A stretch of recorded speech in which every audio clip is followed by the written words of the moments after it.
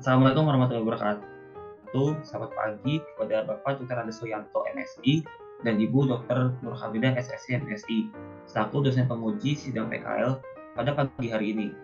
Perkenalkanlah kami untuk mempresentasikan hasil kerja kelompok kami bersama di Dinas Kesehatan Provinsi Jawa Timur yang berjudul Analisis Deskriptif terkait data dasar Puskesmas di Provinsi Jawa Timur pada tahun 2020 sampai 2021. Sebelumnya, perkenalkan, saya Muhammad Haikal Adriansyah dengan NIM akhir 093 dan teman saya Muhammad Rian Rizky dengan NIM akhir 097. Kemudian untuk bab 1, pendahuluan.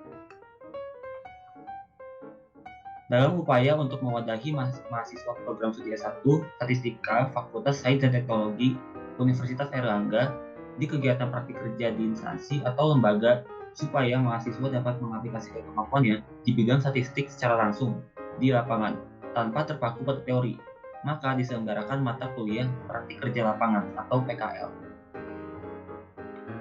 Salah satu instansi yang berkaitan dengan bidang statistik adalah Dinas Kesehatan Provinsi Jawa Timur, yang merupakan organisasi perangkat daerah baru yang membidangi urusan kesehatan masyarakat provinsi di Jawa Timur. Instansi tersebut dituntut untuk mampu memberikan pelayanan kepada masyarakat secara transparan dan terpercaya di bidang kesehatan. Dengan terbentuknya dinas ini, diharapkan masyarakat memperoleh dan memanfaatkan informasi yang dapat meningkatkan kesejahteraan. Lalu untuk rumusan masalahnya, yang pertama adalah bagaimana mendeskripsikan kegiatan praktik kerja lapangan di Dinas Kesehatan Provinsi Jawa Timur. Lalu yang kedua adalah bagaimana mendeskripsikan hasil kerja selama melakukan praktik kerja lapangan di Dinas Kesehatan Provinsi Jawa Timur. Dan ketiga adalah bagaimana membuat kesimpulan yang tepat sasaran sesuai dengan hasil analisis statistika deskriptif. Lalu untuk tujuannya, yang pertama ada tujuan umum. Tujuan umum dari praktik kerja lapangan di Dinas Kesehatan Provinsi Jawa Timur adalah untuk mengenali sistem kerja dan struktur instansi di Dinas Kesehatan Provinsi Jawa Timur.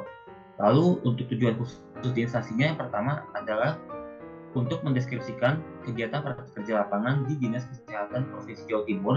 Yang kedua adalah untuk mendeskripsikan hasil kerja selama melakukan praktik kerja lapangan di Dinas Kesehatan Provinsi Jawa Timur. Dan yang ketiga adalah untuk membuat kesimpulan yang tepat sasaran sesuai dengan hasil analisis statistika deskriptif yang dilakukan. Lalu untuk manfaatnya dibagi menjadi dua. Yang pertama itu manfaat bagi mahasiswa, yaitu untuk mendapatkan kesempatan untuk mengembangkan ilmu yang didapat dalam proses perkuliahan untuk dikaitkan dalam permasalahan sehari-hari di Dinas Kesehatan Provinsi Jawa Timur, serta membantu penulis untuk menyesuaikan diri dan menambah wawasan mengenai permasalahan di lingkungan kerja.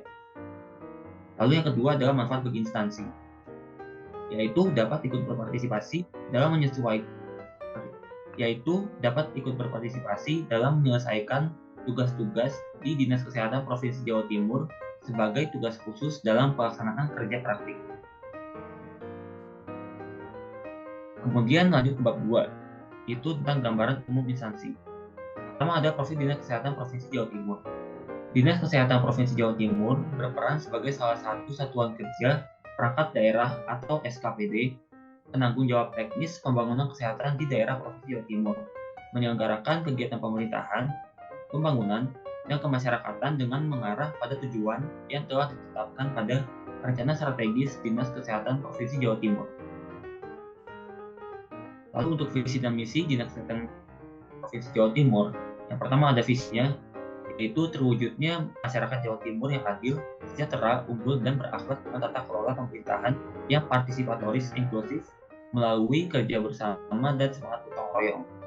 Lalu untuk misinya yang pertama adalah menggerakkan pembangunan berwawasan kesehatan, mendorong terwujudnya kemandirian masyarakat untuk hidup sehat, lalu mewujudkan memelihara dan meningkatkan pelayanan kesehatan yang bermutu, merata, dan terjangkau, meningkatkan upaya pengendalian penyakit dan penanggulangan masalah kesehatan, dan meningkatkan dan mendayagunakan sumber daya kesehatan. Dan dapat dilihat untuk struktur organisasi di Dinas Kesehatan Provinsi Jawa Timur seperti berikut, dan kami terletak di bidang sekretariat.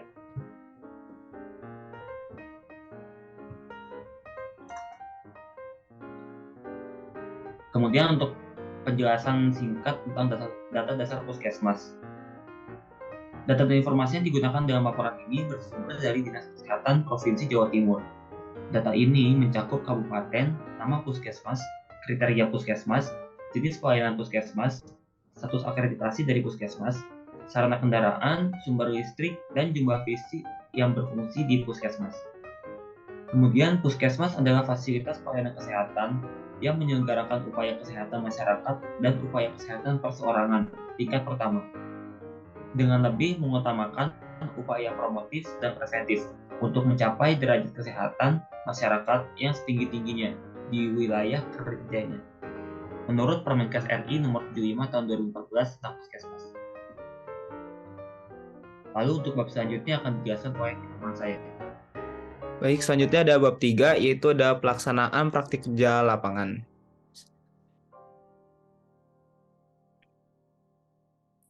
Nah, yang pertama itu ada waktu dan tempat pelaksanaan. Waktunya itu dari tanggal 11 Juli 2022 sampai 22 Agustus 2022. Pada hari Senin sampai hari Jumat pukul 8 sampai pukul 15.30 WIB. Terus untuk tempatnya itu Kantor Dinas Kesehatan Provinsi Jatim, Jalan Jenderal Ahmad Yani nomor 118 Surabaya. Dan untuk bagiannya itu kita di bagian sekretariat. Nah, di sini ada materi dan kegiatan PKL. Di sini ada tabel-tabelnya dari tanggalnya sampai kegiatannya. Yang pertama itu ada Senin 11 Juli 2022, kita pengenalan pada bidang kerja, berkoordinasi membantu rapat, dan koordinasi dokumen kwitansi. Terus untuk Selasa 12 Juli, mempelajari website Dinkes, melakukan analisis secara mendalam dan forecasting data Centerview pada 2022. Terus Rabu 13 Juli, tes pengetahuan tentang Dinkes Jawa Timur, pembekalan terhadap PPID dan Jabdes yang akan diberikan. Terus menunggu untuk data dianalisis. Yang keempat ada Kamis 14 Juli membuat pivot Excel pada data RHA SPM dari bulan Januari sampai bulan Maret dan April sampai Juni, dan membuat spreadsheet untuk SPM TW 1 dan 2. Jumat 15 Juli olahraga bersama membuat pivot grafik jurnal untuk data DDP. Terus Senin 18 Juli mengumpulkan tugas untuk data DDP dan memperbaiki apa yang sudah direvisi oleh Bu Lilis. Terus ya Selasa 19 Juli mengerjakan laporan DDP dan menganalisis menggunakan statistik deskriptif dengan bantuan Excel.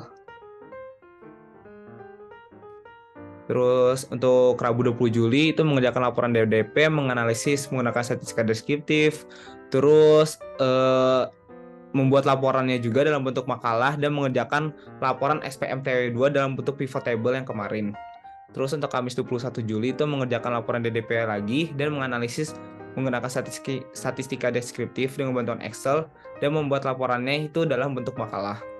Terus ada Jumat 22 Juli mengerjakan laporan DDP dan membuat laporan dalam bentuk makalah, terus mengumpulkannya ke dalam G Drive PKL Statistika. Terus Senin 25 Juli itu ada fiksasi untuk tugas DDP. Selasa 26 Juli juga fiksasi untuk tugas DDP sampai Rabu 27 Juli. Dan itu mengajukan bimbingan kepada Bu Lilis terkait tugas akhir laporan data DDP. Terus Kamis 28 Juli itu ada bimbingan bersama Bu Lilis lagi, mengevaluasi revisi terhadap tugas DDP yang kemarin dan mengerjakan revisi untuk tugas laporan DDP. Terus Jumat 29 Juli itu olahraga pagi dan menyiapkan bingkisan dari kiriman UP. Terus 1 Agustus itu membuat laporan bab 4 DDP dan revisi latar belakang. Selasa 22 Agustus itu membantu pelaksanaan Rakosas 2022 untuk shift sore sampai malam. Terus keesokan harinya 3 Agustus itu membahas laporan akhir PKL. 4 Agustus membuat laporan bab 4 DDP dan revisi latar belakang. Terus membantu download SPSS juga di Mac-nya Bu Azizah. Itu salah satu pembimbing kami juga. Itu 5 Agustus selanjutnya ada olahraga pagi, terus finishing laporan bab 4. 8 Agustus itu izin telat untuk mengurus motor di bengkel, itu saya, lalu kembali untuk cross check bab 4 dan mengumpulkan di G Drive. Dan yang terakhir itu ada finishing dan fiksasi laporan akhir. Baik, selanjutnya ada bab 4 itu hasil praktik kerja lapangan. Nah, di sini ada tabel untuk kegiatan di Dinas Kesehatan Provinsi Jawa Timur. Bisa dilihat tabelnya, terus ada seragamnya juga. Bisa next. Selanjutnya ada rincian mengenai kegiatan selama PKL. Di sini ada dokumentasinya. Itu ada pada awal magang, mahasiswa mendapatkan pengarahan dari pembimbing lapangan tentang tugas yang ada di bagian sekretariat dan juga pengenalan dengan pembimbingnya sendiri. Lanjut. Terus ada ini kita tes sekedar ilmu umum dari Dinas Kesehatan seperti kayak gedung A di mana, gedung B di mana gitu-gitu. Bisa next. Dan di sini diberikan tugas untuk pivot table dari data RHA SPM, SPM TW1 dan SPM TW2. Terus juga kita diberikan tugas menganalisis data dasar Puskesmas pada tahun 2020 sampai 2021. Di sini ada dokumentasinya. Dan juga kita ada konsultasi offline dan online bersama Bu Lilis karena waktu itu Bu Lilis sempat ke Malang, jadi kita mengadakan konsultasinya online. Dan juga kita ada konsultasi bersama Bu Fitria terhadap data SPM TW1, TW2 sama RHA. Dan di sini kita ada tugas untuk mensukseskan acara Rasorker 2022. Oke, lanjut ke analisis deskriptif data dasar Puskesmas Provinsi Jawa Timur tahun 2020 sampai 2021. Ini penjelasan yang tadi dari data dasar Puskesmas itu apa aja. Di sini ada variabelnya, itu ada nama Puskesmas, terus ada kriteria Puskesmas, jenis pelayanan Puskesmas, status akreditasi Puskesmas, sarana kendaraan Puskesmas, sumber listrik Puskesmas, dan jumlah PC yang berfungsi di Puskesmas. Bisa langsung next. Oke, selanjutnya di sini ada kriteria wilayah Puskesmas, itu bisa dibagi menjadi 3. Ada pedesaan, perkotaan, dan terpencil atau sangat terpencil. Di sini pedesaan tuh bisa dilihat itu ada aktivitasnya, kriterianya tuh lebih dari 50% tuh sektor agraris, penduduknya sektor agraris. Terus sekolah itu radiusnya lebih dari 2 km, rumah sakit lebih dari 5 km, dan tidak memiliki fasilitas bioskop atau hotel. Terus untuk listriknya itu kurang dari 90%, terus terdapat akses jalan dan transportasi menuju fasilitas yang dimaksud pada poin 2. Terus untuk perkotaan itu aktivitas lebih dari 50%, terutama pada penduduk sektor non-agraris, industri, perdagangan, dan jasa. Terus memiliki fasilitas perkotaan antara lain sekolah dengan radius 2,5 km, pasar radius 2 km, rumah sakit kurang dari 5 km, dan memiliki fasilitas bioskop atau hotel.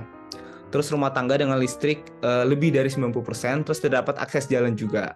Dan yang terpencil atau sangat terpencil itu berada di wilayah yang sulit dijangkau, terus akses transportasinya itu umum, rutin satu kali dalam seminggu, jarak tempuh pulang pergi dari ibu kota kabupaten memerlukan waktu lebih dari 6 jam, dan transportasi yang ada sewaktu-waktu dapat terhalang iklim atau cuaca. Terus kesulitan pemenuhan bahan pokok dan kondisi keamanan yang tidak stabil. Bisa langsung next.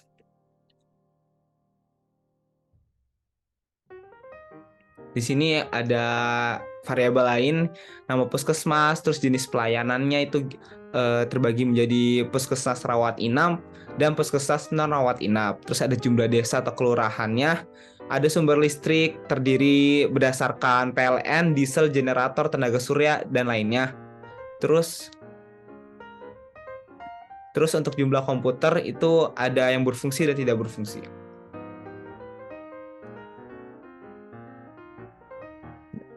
Nah, di sini ada hasil analisis untuk tahun 2020.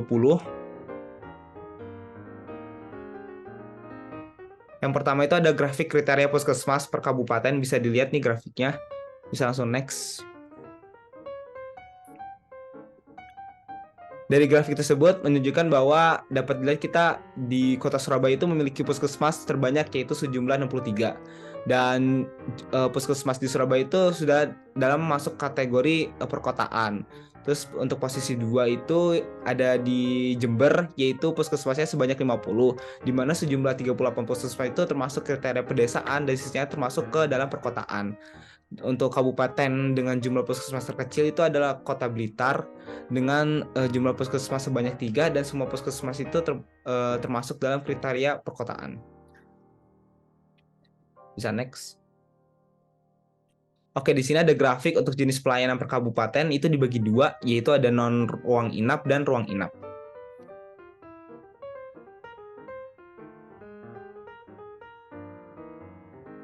Nah, menunjukkan bahwa di grafik tersebut Kota Surabaya itu memiliki puskesmas terbanyak, yaitu sejumlah 63, di mana 41 puskesmas itu masih dalam jenis pelayanan non rawat inap dan 22 lainnya itu sudah memiliki pelayanan rawat inap. Terus untuk kabupaten dengan jumlah puskesmas terkecil itu Kota Blitar dengan puskesmas sebanyak 3, di mana 2 puskesmas memiliki jenis pelayanan rawat inap. Dan di sini ada grafik perbandingan untuk rawat inap dengan non rawat inap. Bisa dilihat yang non rawat inap itu ada 39% dan rawat inap itu ada 61%. Next. Lalu di sini ada grafik perbandingan untuk jumlah rawat inap dengan akreditasi. Next. Perbandingan untuk jumlah puskesmas dengan rawat inap dan jumlah puskesmas terakreditasi dapat dilihat bahwa di beberapa daerah seperti Kota Surabaya, jumlah puskesmas yang terakreditasi lebih besar dibandingkan puskesmas dengan jenis pelayanan rawat inap. Dan bisa dilihat juga untuk yang sudah terakreditasi itu memiliki jenis pelayanan rawat inap yang seimbang. Jadi kebanyakan yang sudah terakreditasi itu memiliki pelayanan rawat inap. Seperti itu. Terus ada grafik perbandingan jumlah sumber listrik dengan PC yang berfungsi. Ini untuk tahun 2020. Berikut adalah grafik perbandingannya, itu jumlah total sumber listrik puskesmas dengan sarana PC yang berfungsi. Dapat dilihat bahwa di daerah seperti Kota Surabaya, jumlah total sumber listrik di Surabaya memiliki sumber listrik terbesar dari yang lain, yaitu 80 puskesmas. Dari seimbang dengan nilai PC yang berfungsi, yaitu 1096 PC. Dan kota dengan jumlah total sumber listrik terkecil adalah Kota Batu dengan nilai PC yang berfungsi sebesar 63. Untuk tahun 2021, analisisnya bisa next. Di sini ada grafik kriteria puskesmas per kabupaten seperti yang tadi. Dapat dilihat dari grafik tersebut bahwa Kota Surabaya itu memiliki jumlah puskesmas terbanyak sejumlah 63, dan semua puskesmas itu tersebut termasuk dalam kriteria perkotaan juga, masih sama seperti yang tahun 2020. Terus untuk posisi kedua masih sama Jember dengan puskesmas sebanyak 50, di mana 39 puskesmas itu termasuk dalam kriteria perdesaan dan sisanya 11 puskesmas termasuk dalam perkotaan. Kabupaten dengan jumlah puskesmas terkecil adalah Kota Blitar dengan jumlah puskesmas sebanyak 3, dan semua puskesmas tersebut dalam kriteria perkotaan, jadi sudah naik satu tingkat. Ini ada grafik perbandingan kriteria puskesmasnya. Bisa next.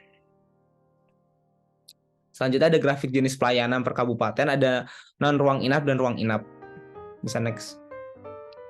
Menunjukkan bahwa grafik tersebut memiliki puskesmas terbanyak itu masih dimiliki oleh Kota Surabaya, yaitu sejumlah 63, di mana 41 puskesmas itu memiliki jenis pelayanan rawat inap dan 22 lainnya tidak memiliki rawat inap. Kabupaten dengan jumlah puskesmas terkecil adalah Kota Blitar dengan jumlah puskesmas sebanyak 3, di mana 2 puskesmas memiliki jenis pelayanan rawat inap. Terus ada grafik perbandingan jumlah rawat inap dengan non rawat inapnya. Bisa next. Terus ada perbandingan kriteria puskesmas dengan status akreditasi, rawat inap, dan terakreditasi. Bisa next.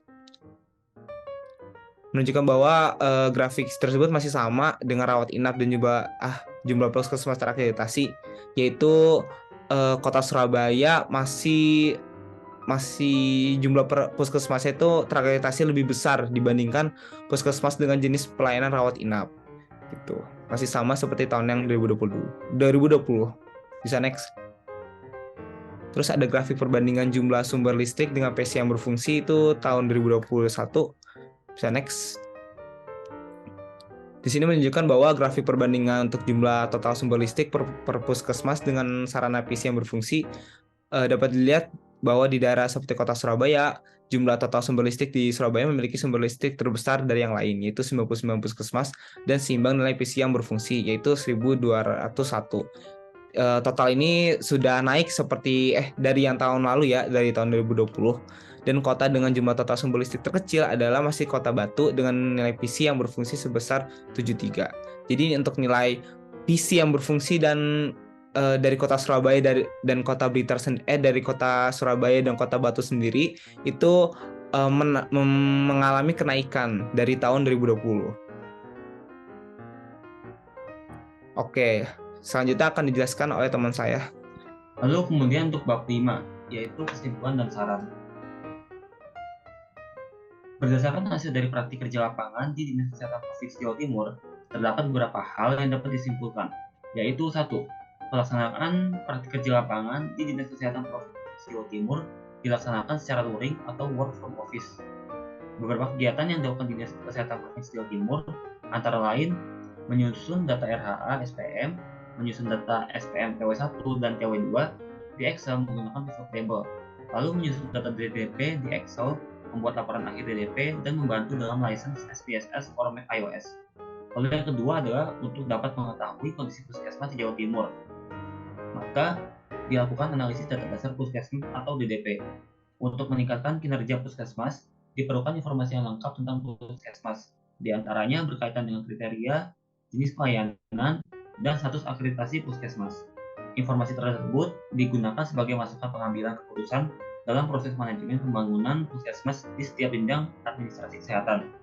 Lalu ketiga, setelah dilaksanakan analisis terhadap data dasar puskesmas atau DDP, kami melakukan perbandingan antara data jenis puskesmas dengan data status akreditasi puskesmas, data jumlah sumber listrik dengan data PC yang berfungsi,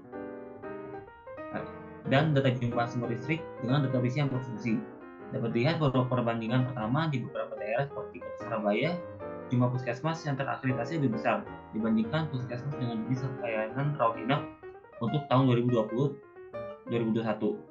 Dapat dilihat bahwa perbandingan kedua di daerah seperti Kota Surabaya, jumlah total sumber listrik di Surabaya memiliki sumber listrik terbesar dari yang lain dan seimbang dengan nilai PC yang berfungsi untuk tahun 2020-2021. Ada pun beberapa saran yang dapat diberikan setelah selesai melakukan kegiatan PKL di Dinas Kesehatan Provinsi Jawa Timur adalah pembekalan masih kurang optimal karena hanya membahas masalah teknis PKL secara garis besar. Hal yang terkait dengan studi kasus lapangan dan skill mahasiswa dalam menghadapi PKL masih kurang jika hanya bekal dari teori-teori kuliah. Sebaiknya mahasiswa diberikan pelatihan mengenai hal apa saja yang akan dihadapi selama PKL. Saran tersebut diperuntukkan bagi universitas dan fakultas. Lalu bagi Dinas Kesehatan Provinsi Jawa Timur, yaitu kinerja pegawai dan pembimbing Dinas Kesehatan Provinsi Jawa Timur sudah sangat bagus, namun perlu dilakukan peningkatan lagi, terutama mengenai data yang didapat dari instansi yang akan diberikan kepada mahasiswa PKL, agar dapat ditinjau kembali apakah data tersebut sudah valid dan lengkap.